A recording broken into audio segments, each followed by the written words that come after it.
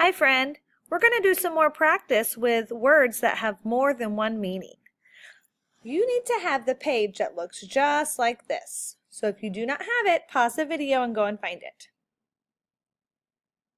Alright, welcome back. The first step is always the same.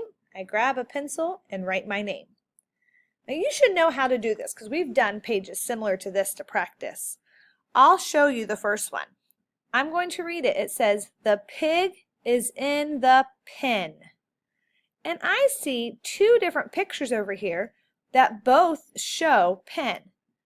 I know that this is a pen that you write with, and I see this little pig inside of a pig pen.